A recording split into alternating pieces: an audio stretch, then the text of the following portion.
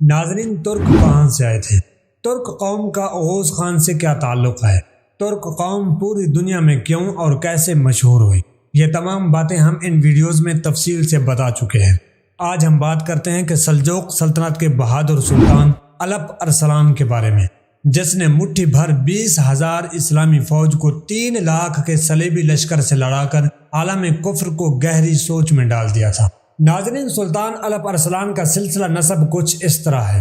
خلافت عباسیہ کے انتشار ہونے پر جب مختلف چھوٹی چھوٹی ریاستیں وجود میں آئیں تو اس وقت ترکوں نے بھی 2 ریاستیں قائم کی تھیں، جن میں سے ایک ریاست کا نام طاہریہ تھا۔ یہ ریاست خراسان کے علاقوں پر بنائی گئی تھی۔ اس ریاست کے سردار کا نام دقاق اور اس کے بیٹے کا نام سلجوق تھا۔ یہ ترک اس وقت غیر مسلم تھے۔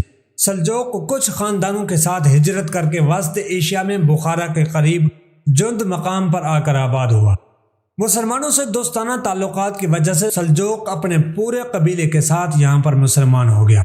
سلجوق نے غیر مسلم ترکوں کے کچھ قبائل فتح کر کے ایک چھوٹی سی خود مختار حکومت کی بنیاد رکھی تھی۔ یہ حکومت بعد میں سلجوق سلطنت کے نام سے مشہور ہو گئی۔ سلجوق کے 3 بیٹے تھے، اسرائیل، موسیٰ اور میکائیل۔ سلجوق کی وفات کے بعد اس کا بیٹا میکائیل اس نئی حکومت کا وارث بنا۔ میکائیل کے بھی 3 بیٹے ہوئے، پیغو بیگ، تغرل بیگ اور چغری بیگ داؤد۔ میکائیل کی وفات کے بعد تغرل بیگ اپنے بھائی چغری بیگ داؤد سے اتحاد کر کے سلجوق سلطنت کا سلطان بن گیا۔ کچھ عرصہ بعد چغری بیگ داؤد اس دنیا سے انتقال کر گیا۔ چغری بیگ داؤد کے 4 بیٹے تھے، یاقوت، قاون، سلیمان اور محمد۔ تغرل بیگ نے اپنے بھائی کی وفات کے بعد اپنے بھتیجے محمد کو اس کے باپ کی جگہ مرو صوبے کا گورنر بنا دیا۔ اب یہ علاقہ مروان کے نام سے مشہور ہے۔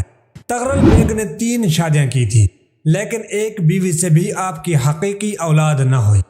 جب تغرل بیگ اس دنیا سے رخصت ہوا تو سلجوق سلطنت میں نئے سلطان کے انتخاب پر ہنگامے کھڑے ہو گئے۔ عباسی خلیفہ قائم بیامر اللہ نے آپ کے بھتیجے محمد کو سلجوق سلطنت کا سلطان نامزد کر دیا۔ ناظرین، تغرل بیگ کے بعد یہی وہ سلجوق سلطنت کا سلطان تھا جس نے عالم کفر کو ناکو چنے چبوائے تھے۔ یہ سلطان تاریخ میں سلطان الپ ارسلان کے بہترین خطاب کے ساتھ مشہور ہے۔ آپ کا نام محمد بن چغری داؤد، کنیت ابو شجاع اور لقب الپ ارسلان ہے۔ جیسے ہی سلطان الپ ارسلان سلجوق سلطنت کے سلطان بنے تو سلجوقی خاندان کے موسیٰ بیغور، قتلمش بن اسرائیل، سغانیان اور ختلان کے امراء نے آپ کے خلاف بغاوت کر کے خود بادشاہ بننے کا علم بلند کر دیا۔ آپ نے بر وقت کارروائی کر کے ان تمام باغیوں کو ختم کر دیا۔ 456 ہجری بمطابق 1064 عیسوی میں آپ سلجوق سلطنت کے مکمل با اختیار سلطان بن گئے۔ آپ نے سلجوق سلطنت کا دارالحکومت رے شہر کو بنایا، جو ایران میں واقع ہے۔ آپ سلطنت کے اندرونی معاملات سے فارغ ہو کر مسیحی ریاستوں کی طرف متوجہ ہو گئے۔ آپ نے ارمینیا، گرجستان اور جارجیا کے علاقوں میں موجود تمام مسیحی ریاستوں کو کچھ ہی وقت میں فتح کر لیا۔ ناظرین، آپ نے ان مہمات سے فارغ ہو کر اپنی پوری توجہ حجاز مقدس کی طرف کر دی۔ حجاز مقدس پر فاطمی حکومت تھی۔ آپ نے 462 ہجری بمطابق 1069 عیسوی میں فاطمی حکومت کا جنازہ نکال کر عباسی خلیفہ قائم بیامر اللہ کا خطبہ جاری کر دیا۔ ترکوں میں سے سب سے پہلے سلطان آپ ہیں جنہوں نے حجاز مقدس کی خدمت کی ہے۔ ناظرین، آپ اپنی سلطنت کے اندرونی معاملات میں مصروف تھے کہ عیسائی حکومتوں نے 1070 میں مسلمانوں سے اگلے پچھلے بدلے لینے کے لیے بہت بڑی جنگ کا اعلان کر دیا، اور یہی وہ جنگ ہے جس کی وجہ سے سلطان الپ ارسلان کو پوری دنیا میں شہرت ملی تھی۔ علامہ ابن جوزی لکھتے ہیں کہ قیصر روم رومانوس چہارم نے مسلمانوں کو مٹانے کے لیے بہت بڑا لشکر تشکیل دیا تھا۔ اس لشکر میں 3 لاکھ فوج کے علاوہ جنگل کاٹنے، راستے کو ہموار بنانے اور دیوار میں نقب لگانے والوں کی تعداد 1 لاکھ سے زیادہ تھی۔ لشکر میں قریباً 60 سے زیادہ منجنیقیں تھیں۔ ہر ایک منجنیقوں کو کھینچنے کے لیے 100 بیل لے گئے تھے۔ مورخین لکھتے ہیں کہ قیصر روم رومانوس کو اس بہت بڑے لشکر پر اتنا یقین تھا کہ اس نے لشکر کو روانہ کرنے سے پہلے مسلمانوں کے علاقے اپنے امراء میں تقسیم کر دیے تھے۔ ناظرین، جب صلیبیوں کا اتنا بڑا لشکر مسلمانوں سے اگلے پچھلے بدلے لینے آ رہا تھا، اس وقت سلطان الپ ارسلان آذربائیجان میں رہائش پذیر تھے۔ آپ کے پاس ایک روایت کے مطابق 15,000 اور دوسری روایت کے مطابق 20,000 فوج کا مختصر لشکر تھا، اور سب سے بڑی پریشانی کی بات یہ تھی کہ آپ کو صلیبی لشکر کی خبر بھی اس وقت ملی جب وہ آپ سے صرف 2 یا 3 دن کی مسافت پر تھا۔ اتنے تھوڑے سے وقت میں کوئی اسلامی لشکر بھی آپ کی مدد کو بر وقت نہیں پہنچ سکتا تھا۔ انسانی عقل تو یہی تقاضا کرتی ہے کہ سلطان الپ ارسلان اپنی مٹھی بھر فوج لے کر بھاگ جاتے، لیکن آپ نے نماز ادا کر کے اپنی فوج کو صبر و ہمت کی تلقین کی اور صلیبی لشکر کے مقابلے کے لیے اٹھ کھڑے ہوئے۔ جب آپ صلیبی لشکر کے مقابلے کے لیے روانہ ہوئے تو اس وقت صلیبی لشکر ملاز کرد کے علاقے پر قبضہ کر چکا تھا۔ اب اس علاقے کا جدید نام شمالی ترکی ہے۔ 463 ہجری بمطابق 1070 عیسوی کو رمضان شریف کے آخری ایام میں آپ بھی ملاز کرد کے قریب پہنچ گئے۔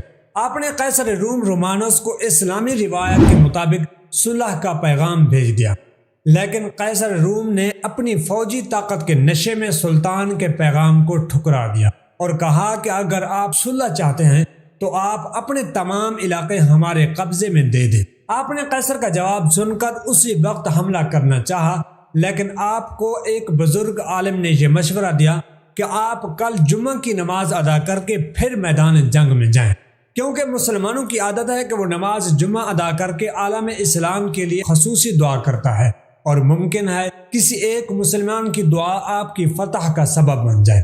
آپ نے عالم دین کا مشورہ پسند کیا۔ ناظرین، آپ نے نماز جمعہ کے بعد اپنا شاہی لباس اتار کر سفید کپڑے پہنے اور اسلامی فوج کو مخاطب کر کے جو خطبہ دیا، اس خطبے کے الفاظ کی طاقت 10 لاکھ فوج کے برابر تھی۔ آپ کے خطبے کا مفہوم کچھ اس طرح ہے: اے مجاہدین اسلام، میں تمہاری زندگی کو موت پر ترجیح دیتا ہوں۔ میری خوشی اسی میں ہے کہ تم میرے بعد زندہ رہو۔ مجھے آپ کی وفاداری پر کوئی شک نہیں، لیکن میں خوشی سے آپ کو اجازت دیتا ہوں آپ میں سے جو بھی واپس جانا چاہے وہ چلا جائے۔ آج میں کسی کا بادشاہ نہیں ہوں، میں آپ کی طرح عام سپاہی ہوں۔ جو اس جنگ میں شریک ہوں گے ان کو تاریخ ہزاروں سال تک یاد رکھے گی۔ اگر میں میدان جنگ میں مر جاؤں تو یہ سفید کپڑے میرا کفن ہوں گے۔ تمام مجاہدین نے یک زبان کہا، ہم آپ کا ساتھ نہیں چھوڑیں گے۔ وہ شخص ملعون ہے جو جہاد سے دور بھاگے اور میدان جنگ میں پیٹھ دکھائے۔ آپ نے فوج کا جواب سن کر شکرانے کا سجدہ ادا کیا اور فوج کو حملے کا حکم دے دیا۔ صلیبی لشکر مسلمانوں کا خون بہانے کے لیے بےتاب تھا۔ مورخین لکھتے ہیں کہ اس دن اتنی شدید لڑائی ہوئی کہ ایک عام انسان لڑائی کا منظر دیکھ کر ہی خوف سے مر جاتا۔ یورپی مورخ ایڈورڈ گبن لکھتا ہے کہ اس جنگ میں سلطان نے اپنے تیر اندازوں سے بہترین کام لیا تھا۔ آپ نے تیر اندازوں کو بلند مقام پر ہلال شکل میں کھڑا کر کے دشمن فوج کی صفوں پر بارش کی طرح تیر برسانے کا حکم دیا تھا۔ یہ لوگ اتنی تیزی سے تیر برسا رہے تھے کہ پیچھے والی صفوں کو آگے بڑھنے کا موقع ہی نہ ملا۔ عصر کے وقت جب جنگ زور و شور پر تھی تو قیصر روم رومانوس سے ایک بہت بڑی غلطی ہو گئی، جس کی وجہ سے 15 یا 20 ہزار اسلامی فوج کے مختصر لشکر نے 3 لاکھ صلیبی فوج کو بہت بری طرح شکست دے دی۔ ناظرین، ہوا کچھ یوں تھا کہ دوران جنگ قیصر روم رومانوس کو تھکاوٹ محسوس ہوئی تو وہ تھوڑا آرام کرنے کے لیے اپنے خیمے کی طرف جانے لگا۔ جیسے ہی وہ اپنی خاص فوج کے ساتھ پیچھے مڑا تو صلیبی فوج نے یہ محسوس کیا کہ بادشاہ سلامت دم دبا کر بھاگ رہے ہیں، اس لیے صلیبی فوج بھی منتشر ہونے لگ گئی۔ جب قیصر نے فوج کو بھاگتے دیکھا تو اسے اپنی غلطی کا احساس ہو گیا۔ اس نے پیچھے مڑ کر فوج کو سنبھالنے کی بڑی کوشش کی، لیکن اب میدان جنگ کا نقشہ بدل چکا تھا۔ قیصر روم رومانوس بھی ایک بہادر جنگجو تھا۔ وہ بڑی بہادری سے لڑتا رہا، لیکن ساری محنت بے سود ثابت ہوئی۔ قصہ المختصر، قیصر روم زخمی حالت میں گرفتار ہو گیا اور مسلمانوں کو ایک تاریخی فتح نصیب ہو گئی۔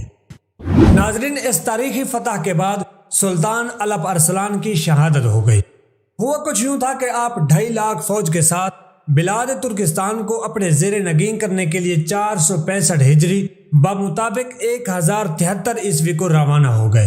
آپ نے دریائے جیحون عبور کر کے پڑاؤ ڈال دیا۔ آپ کے پاس ایک سرحدی قلعے کے محافظ یوسف خارزمی کو گرفتار کر کے پیش کیا گیا۔ یوسف خارزمی نے بھرے دربار میں آپ کی شان میں نہایت گستاخانہ باتیں کی۔ سلطان الپ ارسلان نے غصے میں آ کر یوسف خارزمی کو باندھ کر قتل کرنے کا حکم دے دیا۔ یوسف خارزمی نے چلا کر کہا، او نامرد انسان، مجھ جیسے بہادر کو اس ذلیل طریقے سے قتل کروائے گا؟ سلطان الپ ارسلان نے کمان اٹھا کر تیر چلایا، لیکن نشانہ خطا ہو گیا۔ سلطان غصے میں تخت سے نیچے اترنے لگے۔ بدقسمتی سے آپ کا دامن لکڑی سے الجھ گیا اور آپ منہ کے بل زمین پر گر پڑے۔ یوسف خارزمی نے آگے بڑھ کر اپنی بغل سے چھوٹا سا خنجر نکالا اور ایک ہی لمحے میں کئی وار کر دیے۔ سپاہیوں نے یوسف خارزمی کو فوراً قتل کر ڈالا، لیکن سلطان کو اتنے کاری زخم لگ چکے تھے کہ آپ کی صحت دوبارہ بحال نہ ہو سکی۔ آپ نے زخمی حالت میں اپنے امراء اور اولاد کو آخری بہترین نصیحت کی تھی۔ آپ نے فرمایا، میں نے اپنی ساری زندگی خام خیالی میں گزار دی ہے۔ جب میں جوان تھا تو دریائے دجلہ کنارے ایک بزرگ نے مجھے نصیحت کی تھی کہ زور بازو پر کبھی ناز نہ کرنا اور دشمن کو کبھی حقیر نہ سمجھنا، لیکن افسوس کہ اس بزرگ کے ارشادات میں بھول گیا۔ جب میں نے ایک بلند مقام پر کھڑے ہو کر اپنی عظیم الشان فوج پر نظر ڈالی تو میرے دل میں خیال گزرا کہ آج روئے زمین پر مجھ سے بڑا کوئی بادشاہ نہیں ہے۔ جب یوسف خارزمی کو میرے سامنے پیش کیا گیا تو میں نے اپنے زور بازو پر بھروسہ کیا اور اسے حقیر سمجھا۔